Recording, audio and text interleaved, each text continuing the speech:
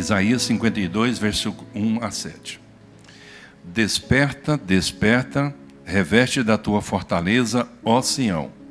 Veste das tuas roupagens formosas, ó Jerusalém, cidade santa, porque não mais entrará em ti nem incircunciso, nem imundo.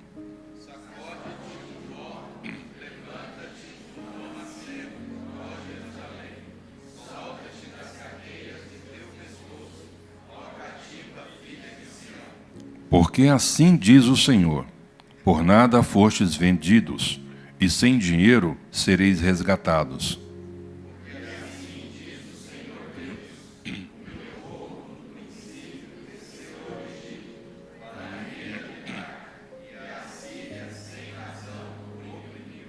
Agora, que farei eu aqui, diz o Senhor, visto ter sido o meu povo levado sem preço? Os seus tiranos sobre ele dão uivos, diz o Senhor. E o meu nome é blasfemado incessantemente todo dia.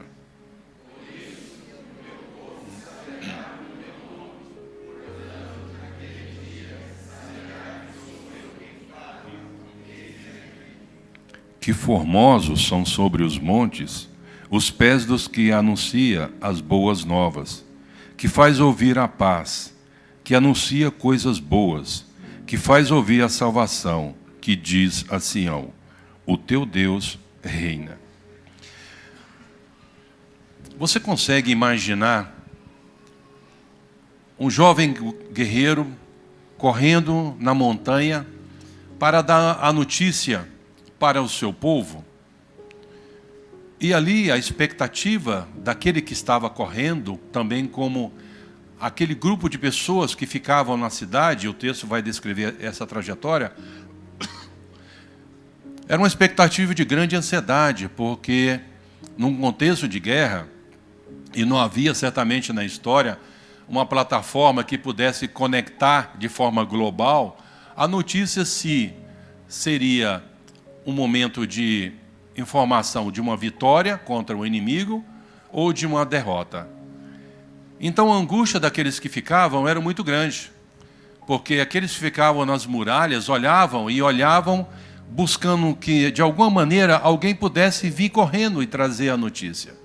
Se a notícia fosse de vitória, todo mundo estaria celebrando e se alegrando pela boa notícia.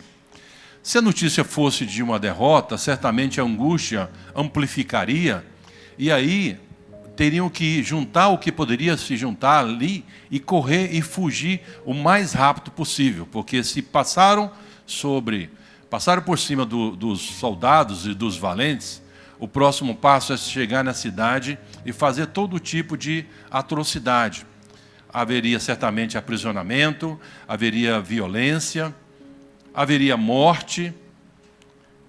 Então, não é algo que ninguém gostaria de vivenciar. Eu tive uma oportunidade de estar no Afeganistão, e naquele momento que eu estava no Afeganistão, uma colega me chamou para fazer uma visita a um soldado que tinha sido alvejado num contexto de guerra que o Afeganistão vivenciou. Ele tinha perdido as vistas e ele também perdeu a locomoção. O momento que ele passou não foi muito bom para a vida dele. Ele relata que ele estava em cima de um tanque de guerra do exército russo e os talibãs então pegam aqueles foguetes tipo RPG, quem já fez exército deve saber, e aquele foguete foi lançado contra o tanque de guerra. Ele estava em cima do tanque de guerra e o impacto daquele foguete levou a vários morrerem, mas ele foi, com o deslocamento do ar, ele foi jogado muito longe. E ali ele foi dado como morto. Depois de um bom tempo, viram que ele ainda estava vivo e levaram ele então da zona de guerra e simplesmente deixaram na casa dele para esperar o natural pela sua condição da morte. E uma colega que estava desenvolvendo um projeto, eu estou falando de certa maneira um pouco mais de código, né, porque as coisas estão indo pela internet. Então, uma colega que atua naquela região, cuidava dele, ia para lá todos os dias para fazer o tratamento da ferida que ele tinha nas costas, um buraco muito grande, você via até os ossos, né, dentro do corpo dele, e ali, na condição que ele estava, certamente a tendência natural era de morte. E essa colega cuidava da saúde, todas as vezes que ela ia lá, todos os dias, ela falava do amor de Deus para esses soldados. E uma das vezes que ela estava indo para fazer o tratamento, eu estive lá juntamente com ela, e depois que ela faz o cuidado da saúde, a gente estava saindo, o soldado pediu por um instante e pede para eu ficar mais um instante, porque ele queria fazer um agradecimento. E o agradecimento que ele fez foi: muito obrigado, porque vocês mandaram alguém do outro lado do mundo para cuidar da minha saúde, e eu estou me recuperando, e eu estou dando os primeiros passos para andar. Eu perdi a vista, eu não enxergo mais as pessoas, mas agora eu tenho a maior bênção na vida, mesmo não tendo vista, que é saber que existe alguém que me ama e que me abençoa. E ele, depois daquele momento, ele ora agradecendo pela igreja brasileira por ter mandado alguém, não somente para cuidar da sua saúde, mas para lhe dar a esperança.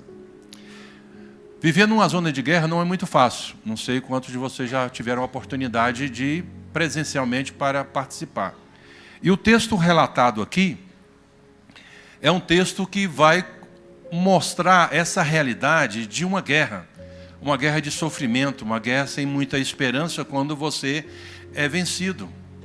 E quando a gente olha a trajetória do povo de Deus, nós vamos deparar quando o povo de Deus sai do Egito e vai caminhando para o deserto em direção à terra prometida, eles vivenciaram muitas situações.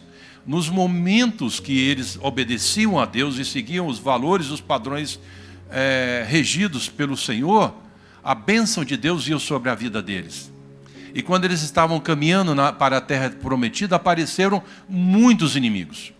E todos os inimigos eram vencidos, porque a bênção de Deus estava sobre o povo de Deus.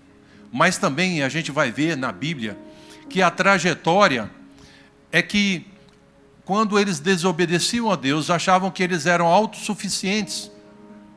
Aí haviam derrotas, e eles eram aprisionados pelos seus inimigos.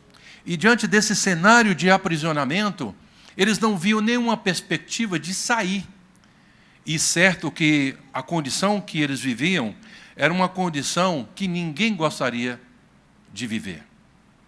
E muitos de nós, se nós fizermos uma alta análise da nossa própria vida, da nossa própria história, quando nós estamos no processo construtivo das nossas histórias, nós vamos viver experiências que nós não queremos e não gostamos. E muitas vezes essas experiências trazem amargura e trazem o desespero e a falta de esperança. Mas o que é mais importante, irmãos, mesmo diante do desespero e da falta de esperança, nós temos que nos identificar quem nós somos e temos a consciência qual é o nosso papel nesse mundo. E o povo de Deus, quando estava andando no deserto, eles perdiam e tinham variações da falta de entendimento qual era o papel deles na trajetória do plano de Deus para a própria existência deles. E quando a gente vê aqui, o contexto é que os israelitas, eles foram aprisionados. Eles estavam presos, estavam cativos pelos seus inimigos. E a condição de estar no cativeiro era muito difícil. Por quê? Eles pegavam os mais valentes, pegavam a madeira pontiaguda, enfiavam no umbigo e torcia para sangrar. E a hemorragia certamente acontecia, e muitos morriam por causa disso. Eles cortavam a língua, eles cortavam as orelhas, eles cortavam o nariz. E até nos dias de hoje a gente vê algo similar a isso. Quando estava no Afeganistão, um homem estava conversando com outro homem, uma mulher estava um pouco mais distante, ele entendeu que ela estava ouvindo, ele levantou, foi lá e cortou a orelha dela. Eu não estou falando de história do relato bíblico, nos dias atuais. Então o sofrimento era muito grande. E o que Isaías fala para esse povo, fala assim: olha, tem um entendimento que vocês precisam acordar, que vocês precisam ter uma visão de mundo diferente das suas próprias existências atuais, mesmo diante da adversidade. Então, Isaías apresenta aqui e fala, olha, compreendam que o que nós queremos é que vocês se levantem. O que nós queremos é que vocês acordem e olhem o mundo por uma perspectiva diferente. Isaías estava trazendo, então, a mensagem de paz, a mensagem de uma boa nova, estava trazendo uma mensagem da confirmação de que Deus existe e que Deus não está alheio à realidade de todos nós. A gente vê que o texto é feito aqui uma admoestação para acordar, uma admoestação para abrir os olhos, entender a realidade que eles estavam vivenciando. E entender de que existe um Deus que governa as nossas vidas, que governa o mundo e tem boas intenções para os seus filhos. Agora, é certo a gente saber que Deus ele não é Senhor de todos. Deus só é Senhor daqueles que submetem a sua vontade.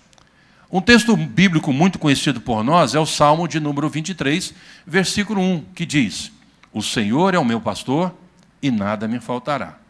Eu faço 3 divisões aí nesse texto. Primeiro, o Senhor é. Não importa a imagem que nós temos de Deus, Ele continua sendo Deus. Segundo, meu pastor. E aqui eu faço um destaque. O Senhor não é pastor de todos. O Senhor só é pastor daqueles que submetem ao seu senhorio. Deus não tem compromisso de abençoar aqueles que não seguem a vontade dEle. Nós criamos caminhos ou criamos descaminhos, cavamos buracos que Deus não mandou cavar, e aí queremos que Deus abençoe a nossa trajetória. E terceiro, nada vai nos faltar. É o Deus da providência, daquilo que nós precisamos e nós necessitamos.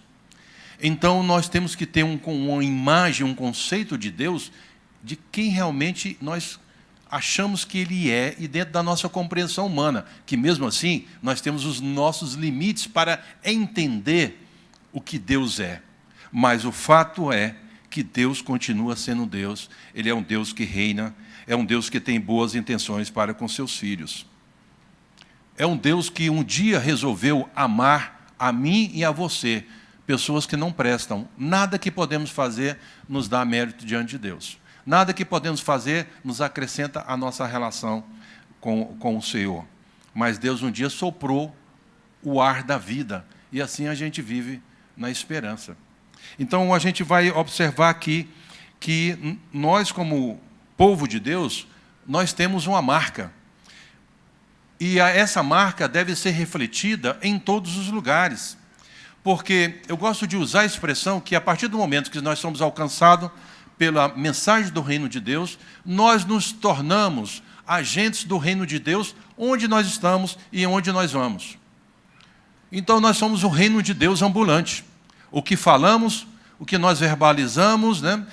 A forma de nós agirmos, de nós nos postarmos, a gente deve refletir a grandeza de Deus, a majestade de Deus, os valores de Deus nesse mundo. Irmãos, nenhum sistema de governo nos dá segurança para o eterno. Nenhuma estabilidade de governo nos dá a condição de viver para sempre na presença de Deus. Somente um governo que transcende todos esses, um dia decidiu descer da sua glória e olhar para cada um de nós e manifestar sua glória através de Jesus.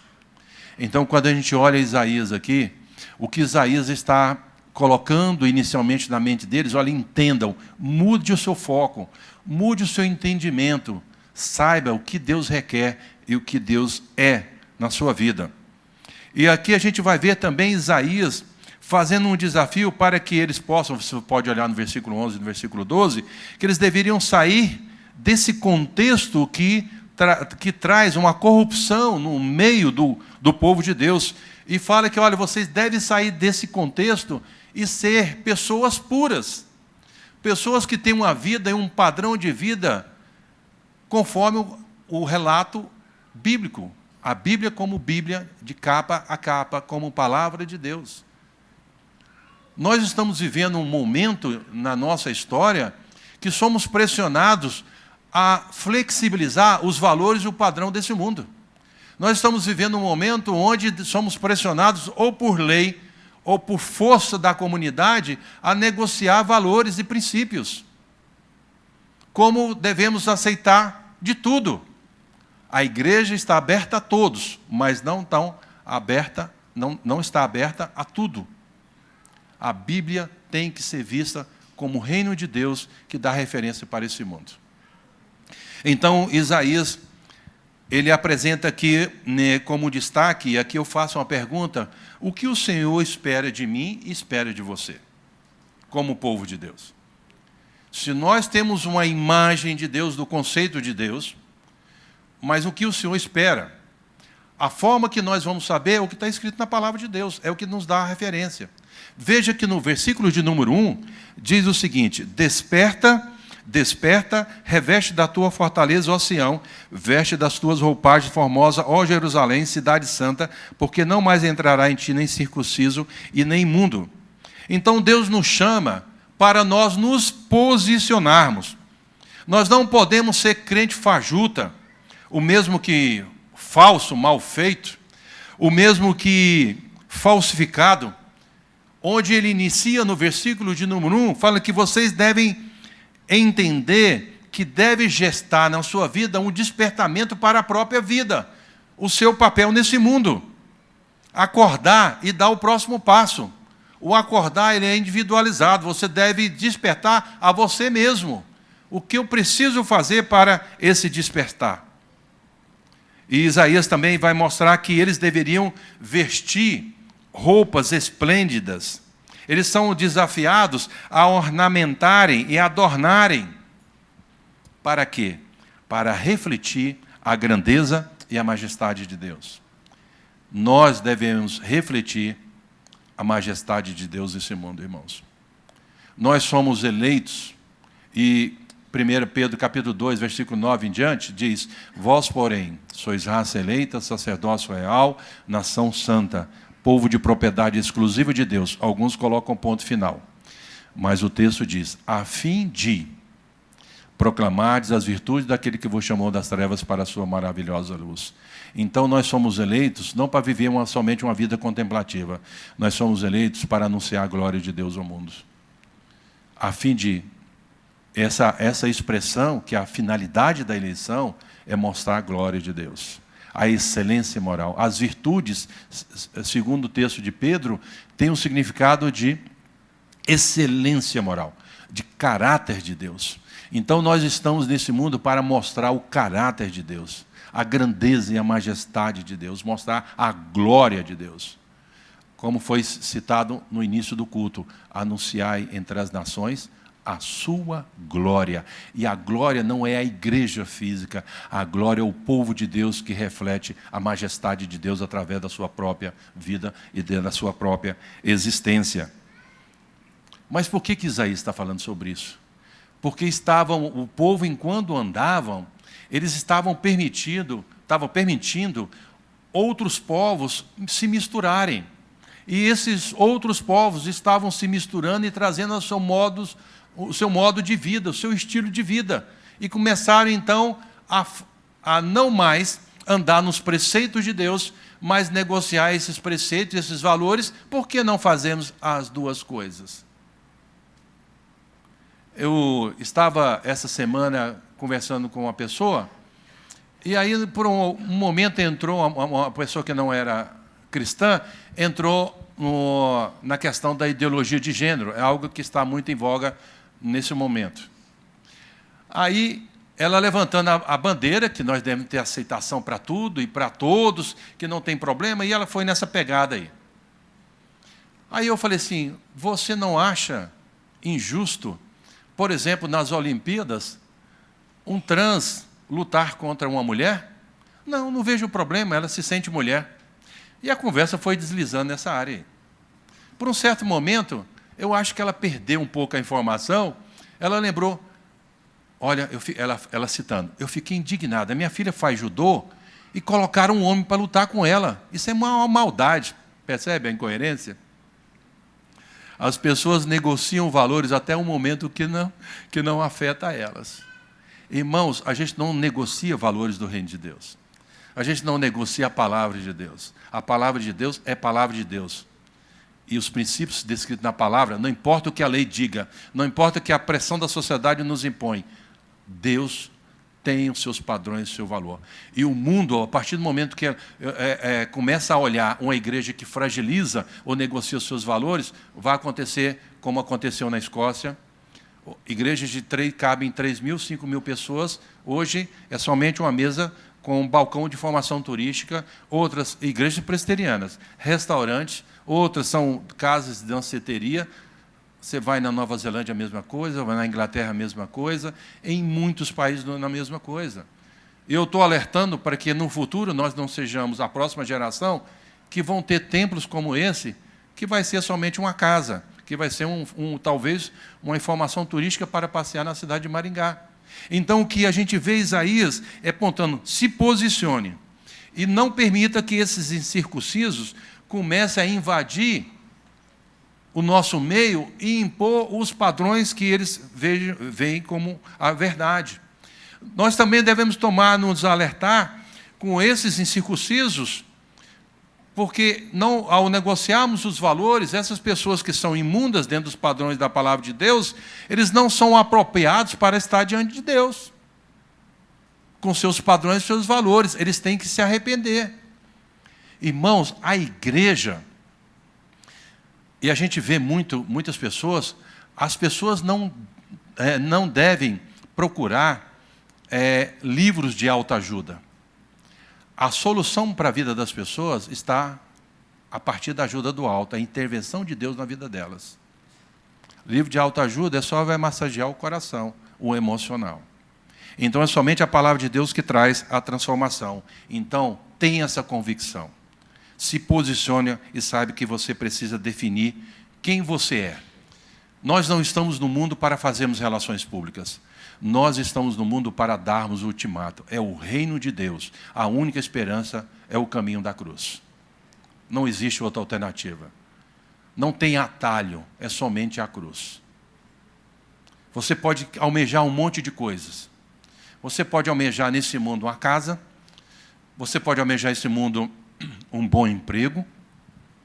Você pode almejar nesse mundo, depois dos 50, uma boa saúde. Você pode almejar nesse mundo um smartphone. Mas você pode ter tudo isso. Se você não tiver a marca da cruz de Cristo, com todos esses benefícios do mundo, você vai viver eternamente nos quintos dos infernos, sem volta. Não tem mais volta. Mas se você não tiver nada, tiver a graça de Deus sobre você, você vai viver a vida e a esperança e vai desfrutar do Senhor para todo sempre. A paz que excede a nossa compreensão. E não temos a capacidade de dimensionar esse grande amor de Deus. Então, se você quer dar o melhor para alguém, entregue a ela a esperança que está em Cristo Jesus. A igreja tem que ser o farol da cidade. A igreja tem que iluminar esse mundo. Uma sociedade transformada é onde Deus está transformando a vida das pessoas. E o que a gente vê, então, que nós precisamos definir. Nós não estamos nesse mundo para fazermos relações públicas. Nós estamos nesse mundo para darmos o ultimato.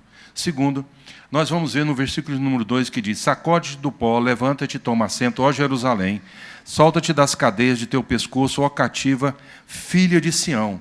O versículo 2 diz que o texto de Isaías desafia para nós nos libertarmos daquilo que nos prende. Era muito comum, que Israel, que vagava entre as nações durante muito tempo, como um povo banido, eles incorporavam o modus vivendi desses outros grupos que não adoravam e não conheciam a Deus. E era muito comum também um ritual dos judeus, quando eles caminhavam no meio desses povos, eles agiam de uma forma simbólica, porque havia sandálias, e ali andando nessas terras, muitas dessas terras e areias agregavam no fundo da sandália. Então o que eles faziam? Ao sair desse povo, que eles chamavam de incircuncisos, eles pegavam a sandália e batiam uma na outra. Por que eles batiam? Porque simbolicamente eles não queriam trazer para a terra onde estava o povo de Deus as impurezas. Não é assim quando a gente vai à praia? Você desce do carro, você vai andando na areia, entra na água, você se molha, e depois de um tempo você calça a sandália, vai pisando na areia, o que incorpora ao seu pé e na sandália? Areia. Aí quando você chega no carro, é muito natural, ou é o normal se fazer isso, você pega a sandália e bate uma na outra, para que aquela areia não entre no carro, e assim venha sujar o carro. E quem é dono do carro sabe muitas vezes que é isso, né? Fica olhando assim, que hora que você vai lavar os pés ou vai limpar. Então, simbolicamente, eles faziam isso, né? Os judeus faziam isso, porque indicavam que eles não queriam nenhuma relação, não queria pegar se moldar ou se ajustar em nenhuma impureza daquele povo lá e trazer para o povo de Deus. Então, a gente tem que fazer uma reflexão do que está nos prendendo e que nos está amarrando e está incorporando na nossa vida, no nosso coração, na mente, que impede, obstacula uma melhor relação com Deus. Porque se a gente não parar para pensar, muitas vezes nós estamos caminhando como verdadeiros zumbis, andamos para um lado, para um outro, e nós não sabemos quem nós somos e qual é o nosso papel na história, nesse mundo. Você só pode viver a sua geração. Você não pode viver a outra geração. Em média, uma geração é de 84 anos.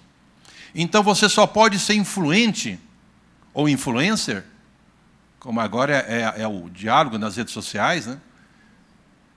A partir do momento que você faz com que, enquanto você está vivo, você pode passar uma mensagem para alguém. E hoje o que a gente vê nas redes sociais, né, muitos influencers que passam a mensagem, muitas vezes, nem eles sendo o que de fato eles estão passando. Mas querem mostrar para o mundo uma mensagem diferente e levam um monte de gente a segui-los. Então, quando a gente vê Isaías, ele está falando assim, olha, tome cuidado o que você está sendo aprisionado. Porque isso aí vai obstruir o seu crescimento e o seu desenvolvimento. Não ande como um zumbi que se fica em volta de uma antena, como hoje as pessoas ficam em volta de uma antena do celular, né? Não quer perder o sinal. Ou fica olhando para a bateria que não quer ficar sem bateria, porque eu tenho que ficar conectado. A conectividade maior que vai trazer uma viva esperança para as nossas vidas e para a vida das pessoas está na palavra de Deus através da cruz do Senhor. Então, Israel ele tinha essa longa história de rebelião contra Deus e dos seus cativeiros resultantes por causa da desobediência. O que nos prende, irmãos? O que nos atrai tão fortemente que não nos permite que venhamos nos libertar desse aprisionamento que muitos de nós vivemos a cada momento? A gente não consegue mais viver uma vida e viver a vida a despeito da diversidade. Muitas vezes a gente não consegue viver uma vida de alegria. E aquele cântico que é muito conhecido por nós, a alegria está no coração de quem conhece Jesus. E Pedro falando que, quando ele mostra as provações, as lutas, ele muda o foco, dizendo, olha, você deve exultar. Aí você pode ter o entendimento que a nossa celebração e a nossa alegria é quando a gente é libertado dos problemas. Não. A nossa alegria é a ressurreição espiritual que nós tivemos em Cristo Jesus. Então, quando nós nos convertemos, né, a ação de Deus intervém na nossa vida, nos converte, é a maior alegria. E isso deve gestar nas nossas vidas uma celebração permanente e anunciar em todas as frentes e nos lugares longínquos, nos lugares mais inóspitos da terra, que existe um Deus que dá alegria. O eu sou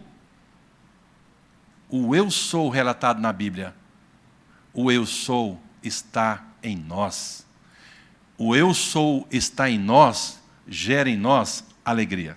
Só o fato de você saber que o eu sou está dentro de você é motivo de alegria a despeito das circunstâncias adversas. As circunstâncias imediatas que circundam um cristão não são os fatores que deveriam determinar a sua atitude para com a vida.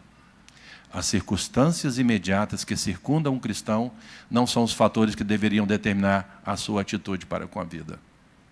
Então, pelo fato de nós vivermos com o eu sou, Ele me dá alegria, me dá esperança. Agora, no dia eterno, o que vai acontecer? A nossa lágrima será enxugada. E o que vai gestar no nosso coração no dia eterno, que a gente vai compreender um pouco do que Deus fez por nós, o que vai gerar no nosso coração, pessoas de várias línguas, de várias nações, de vários povos e etnias ao redor do mundo estarão dizendo: Santo, Santo, Santo é o Senhor. Isso que deve ser o nosso foco, irmãos. Libertar dessas outras coisas, não viver por causa dessas coisas, mas vivermos para a glória de Deus. Enquanto nós estamos vivendo para a glória de Deus, nós temos que anunciar a glória de Deus e viralizar a glória de Deus através da nossa vida. Como também a gente vai ver que a condição deles aqui era muito ruim, né? Porque o versículo 5 diz que a condição dos que estavam aprisionados, os tiranos, além de fazer essa perfuração do umbigo, cortar a orelha, o nariz e cortar a língua, eles gritavam, né? Você já está numa condição física de sofrimento. E alguém gritando, porque ninguém gosta que o outro grite, né? É ruim alguém gritar no seu ouvido. A gente gosta de uma voz dentro da normalidade, alguém falando de forma mais leve, mais suasória, que vai trazer um ouvido melhor, né? Eu estava falando que é muito interessante, né? Como o ouvido da gente é condicionado a certos ambientes, né? E eu compartilhei hoje de manhã, né? O irmão perguntou se eu dormi bem, né? Por um tempo eu dormi bem, mas eu fiquei incomodado, porque eu moro numa cidade que faz muito barulho, faz barulho 24 horas. Quando eu vou para o silêncio, eu falei, caramba, esse silêncio está me trazendo um certo incômodo. Aí eu tive que reeducar o meu ouvido naquele momento da noite para me sossegar, né? Então, nesse contexto aqui, a gente vai ver que Isaías leva o povo primeiro, a despertar, a se posicionar, e ele diz no versículo de número 6, por isso o meu povo saberá o meu nome, portanto, naquele dia saberá quem eu sou e quem fala, eis-me aqui. Então, nós devemos saber, de fato, quem é Deus, e o que Deus pode fazer através das nossas vidas. Saiba quem é Deus. Sabe onde você vai saber quem é Deus? Na Bíblia. Não é você acompanhando nas redes sociais. Não é você buscando um livro de autoajuda. É a Bíblia. Você tem que ler a Bíblia. Você tem que orar. Você tem que se libertar, porque segundo uma pesquisa que foi feita aqui no Brasil, o brasileiro gasta em torno de 5 horas por dia nas redes sociais. E quanto tempo que você investe na leitura da Bíblia? Como é que você quer saber sobre Deus e você não vai na fonte? Muitos de nós temos conceito de Deus, mas nós não sabemos quem é Deus, porque a gente não vai na fonte. E aí a gente tem uma imagem de quem Deus é, mas não temos a vivência, a experiência de que, de fato, Ele faz por nós. Então, a gente vê em Isaías capítulo 6, versículo 2, falou mais Deus a Moisés e disse, eu sou Jeová. Então, por sabermos quem é o nosso Deus, é a mensagem que isso implica no nosso envio, aonde que vamos, né? Ou aonde quer que formos, devemos transmitir essa mensagem do Jeová, do eu sou, do Deus que desceu da sua glória para fazer a transformação na vida das pessoas. Então, é diante desse cenário que Isaías leva esse povo a uma reflexão profunda. Se posicione. Irmãos, eu fico vendo nas minhas caminhadas muitas igrejas, pequenas ou maiores, com uma multidão de pessoas. E sempre me vem a pergunta, quais de fato estão buscando verdadeiramente a Deus? Porque isso também me leva a uma reflexão, o quanto eu estou buscando verdadeiramente a Deus. Eu acho que é uma perda de tempo, se você não quer levar Deus a sério, é uma perda de tempo estar aqui no domingo. Com esse sol maravilhoso, a gente poderia talvez estar em casa, com a família, ou talvez num clube, ou fazendo um passeio, um exercício, qualquer que seja o seu lazer. Mas ao estar aqui, deve haver em nós uma disposição de transformação. E não de criar uma rotina, porque todo domingo eu tenho que estar na igreja, então lá eu estou. Mas quando a gente sai, não há transformação na nossa vida, não há transformação na nossa história. Então, o que a gente vê, retratado no versículo de número 7, dizendo, Isaías, que formosos são sobre os montes os pés do que anuncia boas novas, que faz ouvir a paz, que anuncia coisas boas, que faz ouvir a salvação, que diz a Sião, o teu Deus reina. Então aqui era a referência aos mensageiros que corriam no cenário de uma batalha. Alguém esperava uma boa notícia. E a notícia era sempre a expectativa de uma boa nova. E eu quero trazer algumas aplicações para nós nessa manhã. Primeiro, as nossas pegadas devem deixar para trás mensagens que transformam vidas. Porque nós estamos no palco da vida. Nós estamos andando, nós estamos caminhando. E quando alguém olha para você, o que ela vai ver? O rastro que você está deixando na sua história, nesse mundo, qual é o rastro? Qual é a mensagem que você está deixando quando alguém olha para você? Porque as nossas pegadas vão deixar histórias. Segundo, as nossas conversas atuais, nos corredores e nos bastidores da igreja, devem destacar os valores da fé cristã. A gente conversa muito sobre muitos assuntos, mas por que quando nós estamos em comunhão, não debatemos, não conversamos valores da fé cristã? Porque após uma mensagem de um pregador, do pastor, ou qualquer um outro irmão que esteja usando o púlpito, por que a gente não aproveita momentos como esse e alimentamos a nossa fé através do crescimento mútuo em debate? A gente conversa sobre muitas coisas, mas menos do que os valores da fé cristã. Terceira aplicação, os nossos rastros nas redes sociais devem refletir onde está o nosso coração. Como têm sido as suas postagens? Quando alguém olha as suas redes sociais hoje, se você diz que ama a Deus, quando alguém olha para a sua rede social, ela vê o quê? A gente sabe que as redes sociais virou um grande depósito de lixo virtual. Até aí, nada de anormal. Mas quando você vê isso no meio do povo de Deus, é uma grande preocupação. Esse dia eu estava falando que nós precisamos converter, sabe quem? O nosso dedo. Porque o dedo emana a mensagem que nós queremos replicar para o mundo. Replicar. Encaminhar, encaminhar. E quando você encaminha, o que você está encaminhando? Se você quer um mundo transformado, que a vida seja transformada, mude o seu dedinho. Na verdade, começa pelo coração, né? A gente precisa, né? Aquele momento você olha, eu vou encaminhar ou não vou encaminhar, né? Você fica naquela luta espiritual com o seu dedo ali, né? Vou encaminhar ou não vou encaminhar? Irmãos, nós precisamos postar aquilo que está no nosso coração. E o nosso coração deve estar cheio de Deus. Se nós queremos que a glória de Deus estenda ao mundo, nós temos que mudar o nosso coração, porque através das ações repassadas pelas redes sociais vão mostrar a grandeza de Deus. Nós estamos vivendo um momento onde podemos conversar de maneira global. As redes sociais alcançam pessoas nos lugares mais distantes do mundo. E agora, com a tecnologia do Elon Musk, qualquer lugar do mundo você é conectado através da internet. E tome cuidado, porque o mundo está olhando para você. Eu levei o telefone, o smartphone da minha filha para consertar, e depois de um tempo que eu não estava consertando, sentou uma moça do meu lado, nós começamos a desenvolver uma conversa.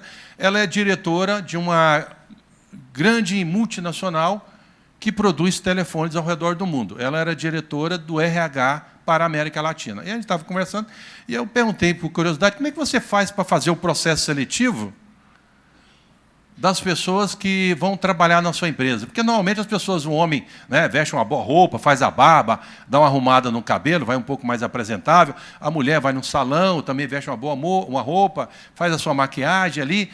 E ali, muitas vezes, as pessoas vão dialogando e vão mostrando alguma coisa que talvez seja, ou talvez que nem ela é daquela maneira.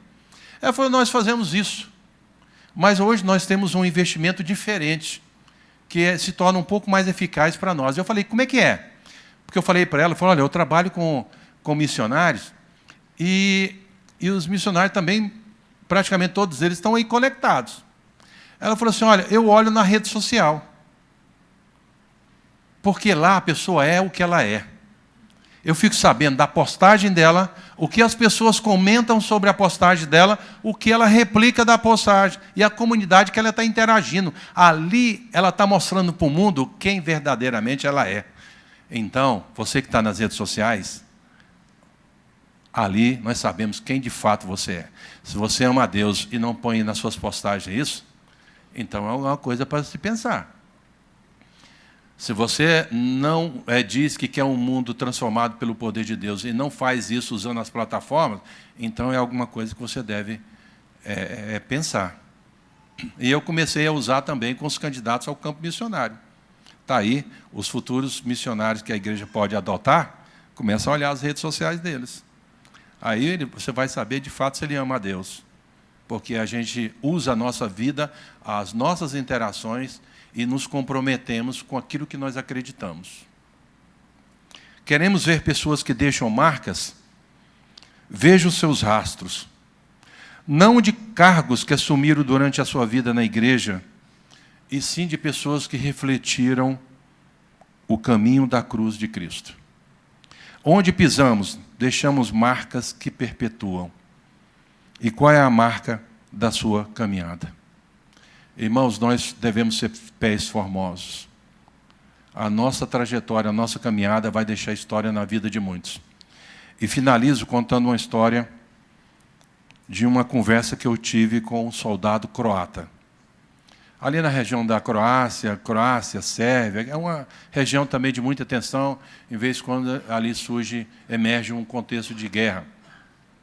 E conversando com um soldado croata, eu perguntei a ele assim, no momento que você estava no fronte, você não tinha medo, você não tinha angústia, nada gerava no seu coração um certo pavor, alguma coisa similar a isso, porque estava ali na guerra? Ele falou, não. Ali a única preocupação era observar se o inimigo estava vindo. Por quê? Se ele vem, eu tinha que me preocupar para identificar onde ele estava, e assim eu tinha que atirar.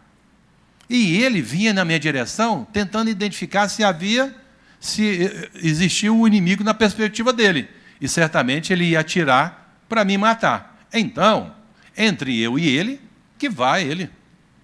E ele falou que ficava muitas vezes à noite, o tempo todo naquela tensão, mas vendo se havia algum movimento. Depois de um instante, na conversa que nós tivemos, ele falou assim, mas teve um dia que alguma coisa perturbou a minha alma, eu não sabia exatamente o que estava acontecendo. Eu comecei a vasculhar. Não era medo, mas uma coisa no meu coração me incomodava.